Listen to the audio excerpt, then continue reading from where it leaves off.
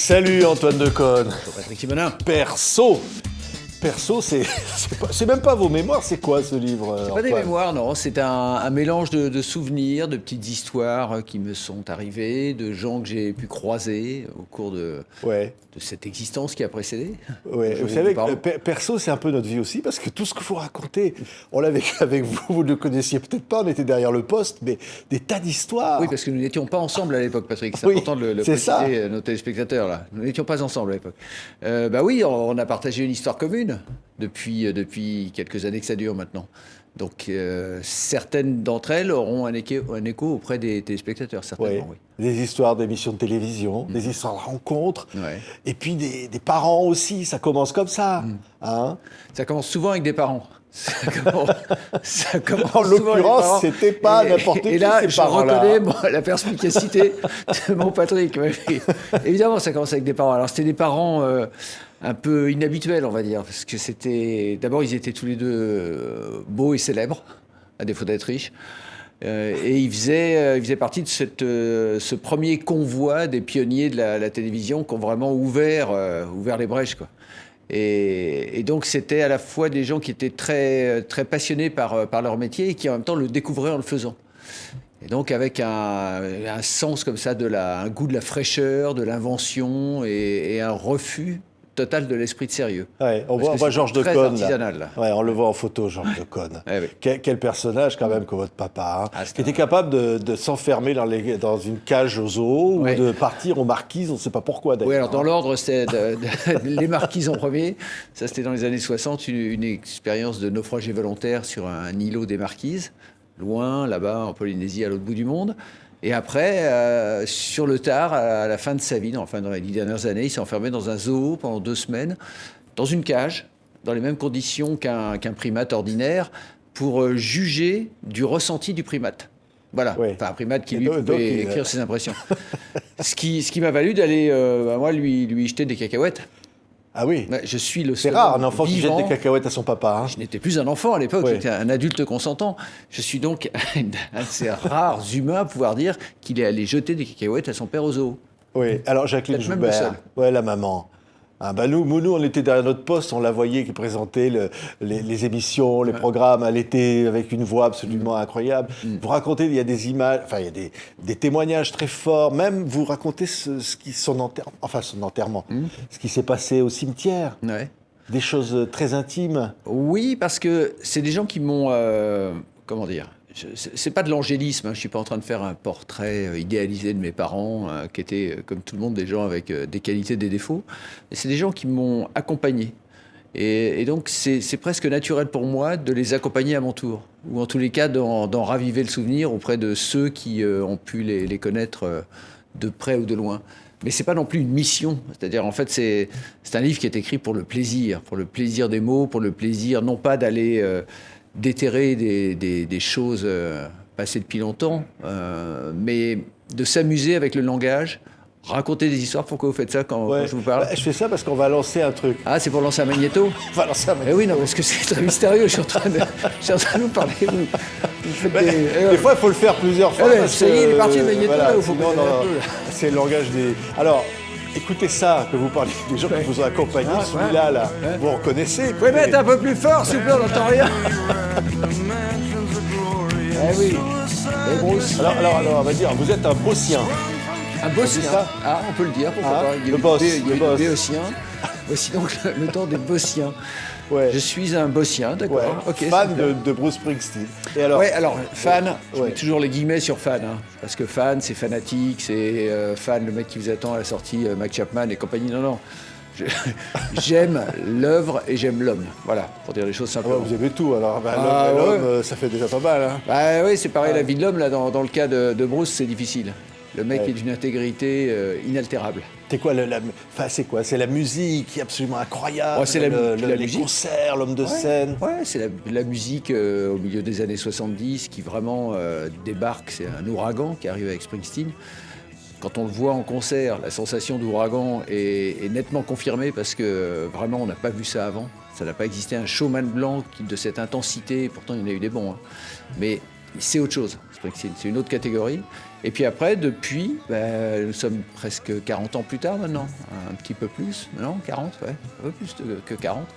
Et c'est intact. C'est-à-dire qu'en fait, ce type-là vous a emmené, vous l'avez suivi fidèlement à travers toutes ses aventures, avec des hauts et des bas, pareil, il y a à prendre et à laisser, mais avec 2 musiciens en un, c'est-à-dire celui qui fait les concerts spectaculaires avec son groupe, qui est le même, quelques éléments près, parce qu'il y a eu des décès depuis les débuts, et puis vous avez l'artiste solo qui essaye des choses un peu dark, bizarre, étrange, à contre-courant, et les deux me plaisent. Ouais. Voilà. Ouais, alors notre Springsteen français. Faites plus d'un petit. Il n'y a plus de magnéto là. Ah non, la chanson est finie. Alors on a notre Springsteen français. Et si moi je le fais, ça lance un magnéto. Non plus. Oh non, on n'a rien sur le Springsteen français. C'est Dick Rivers. Non, attendez. Alors là, modérez vos propos, Patrick. Je ne peux pas vous laisser dire une chose pareille. Voilà, c'est Didier Lambrouille. Oui, alors, mais on ne compare pas. Vous en parlez, hein? Oui, j'en parle évidemment de Dick. Oui, évidemment. Dick. Faut bien que quelqu'un parle. Vous l'avez relancé. relancé sa carrière grâce à ce que vous avez fait sur Canal. Hein. Ou à cause. On a un peu relancé la machine avec Didier, qui était le premier fan de Dick, après Dick lui-même, précisais-je à chaque fois. Ouais. Mais Dick, immense tendresse pour Dick. C'est un homme qui est resté pur et dur dans son amour du rock, qui n'a pas dévié d'une Santiago. Enfin, si, il a fait comme 2-3, mais raisonnablement. Et puis voilà, c'était un vrai personnage. C'était un personnage, c'est le rock à la française. Quoi. C'est ça. Alors là, ça donne l'occasion de parler de tous ces gens, toutes ces rencontres. Alors évidemment, il y a Chalumeau, il y a Garcia. Il y a des gens qui ont compté dans votre vie et qui sont là. Oui, mais qui continuent à compter. Je suis d'une nature assez fidèle et loyale, et quand j'ai des amis, c'est pour la vie, moi. Ouais. Je rajoute Lescure, évidemment. Évidemment. Et Lescure, et Chalut, et Bruno Gaston, et Bruce, et José. Oui, c'est ma petite bande. C'est ma petite bande, donc ils sont tous convoqués, les malheureux. Puis alors, il y a les admirations. C'est Pierre Desproges, par exemple. Ah oui. Ça y a, oui. Oui, mais c'est ce que je vous disais au début, Patrick. C'est un livre dans lequel je parle de gens qui ont compté pour moi, avec qui j'ai fait un bout de chemin, qui m'ont marqué, qui ont fait que j'ai pu devenir ce que je suis aujourd'hui. Et donc, je leur en sais gré. Ça s'appelle de la gratitude. Ouais. Et Desproges, Frédéric Dard, je ne rirais pas avec autant de légèreté aujourd'hui si j'avais pas eu ces gens-là sur mon chemin. Ouais. Et ces chemins-là sur mes gens. C'est là qu'il faut lancer un magnéto, en fait. Tiens, on va pas, alors, il y a un petit clin d'œil à Bourvil. Tiens, j'aurais bien aimé. Bourvil. J'ai vu que vous aimiez Bourvil. Ah oui, Winfried, mon vélo. Évidemment que j'aime Bourvil.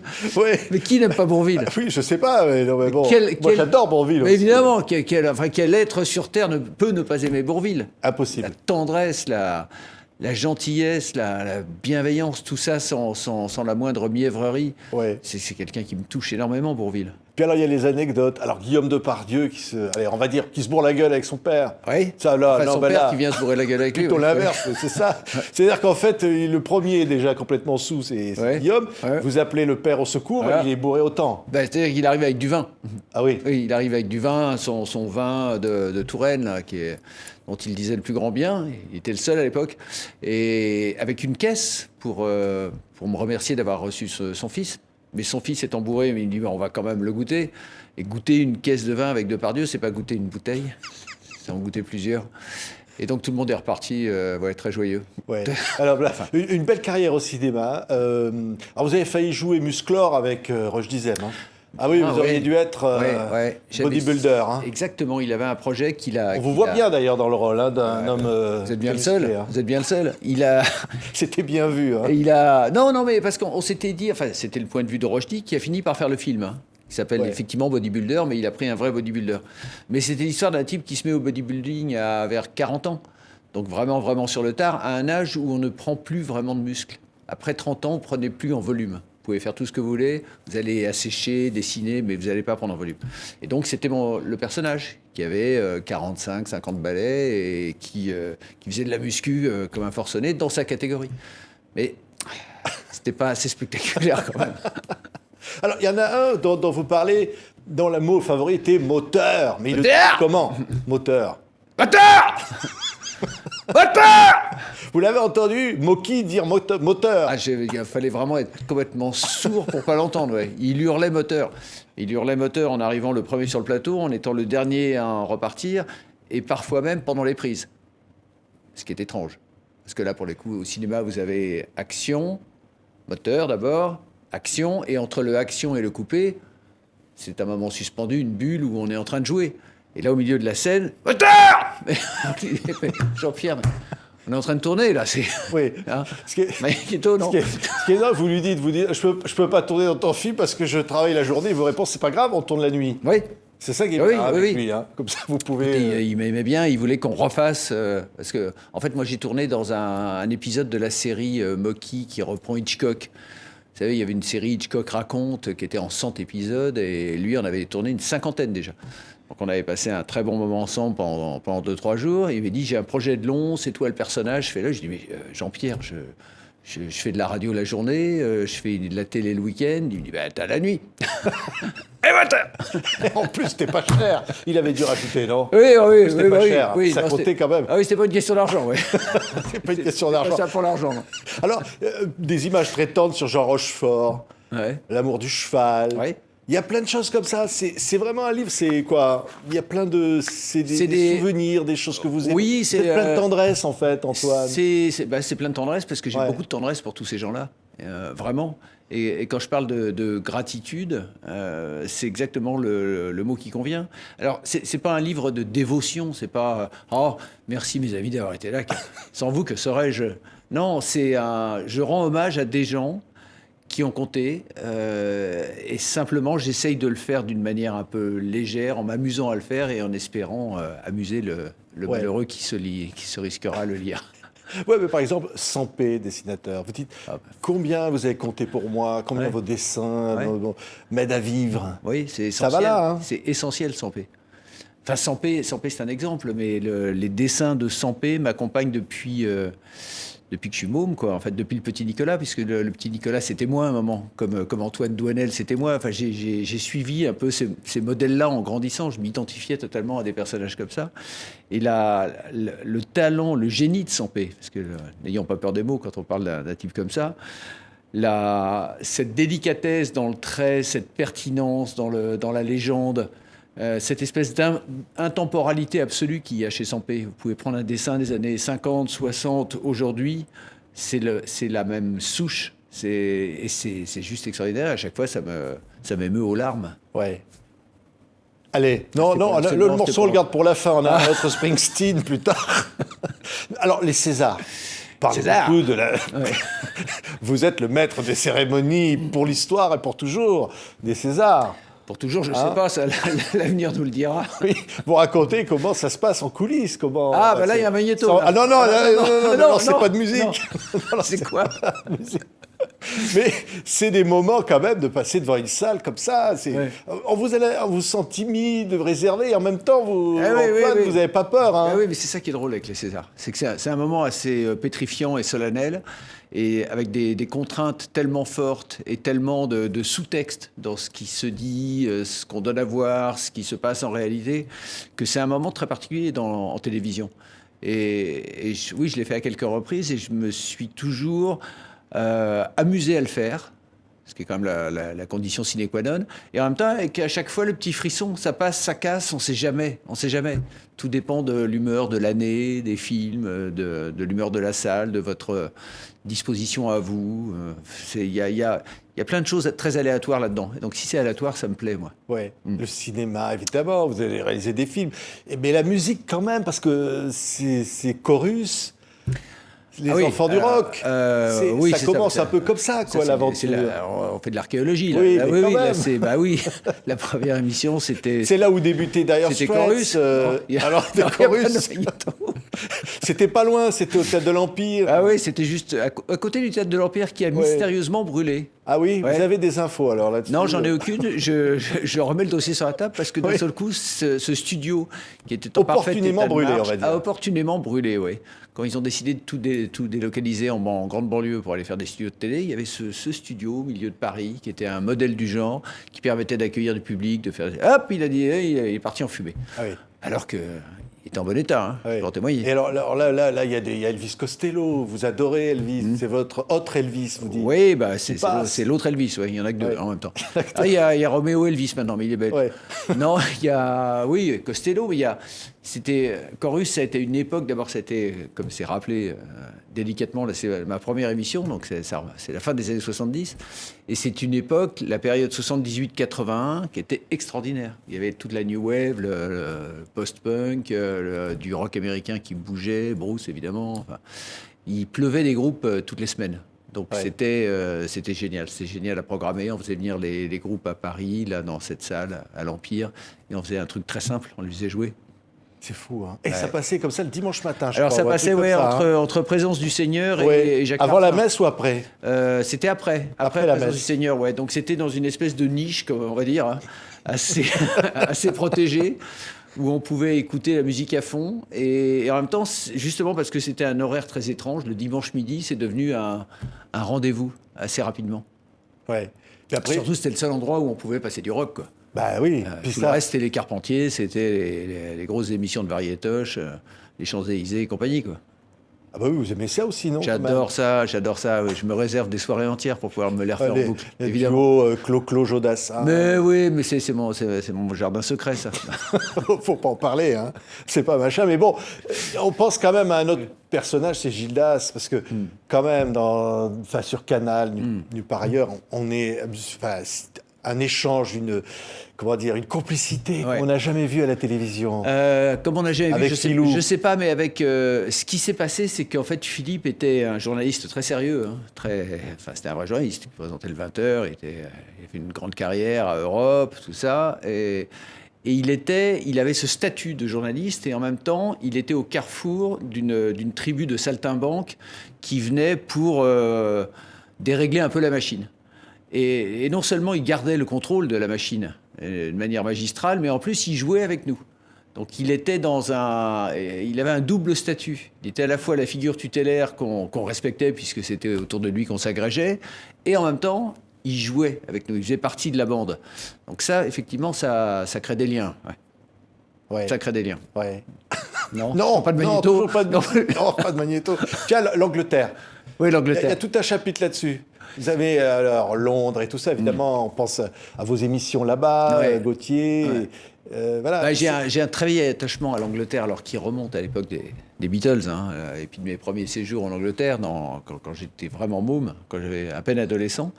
Et j'ai toujours adoré l'Angleterre. J'aime les Anglais, j'aime leur sens de l'absurde, j'aime leur refus de l'esprit de sérieux, leur goût de l'incongruité.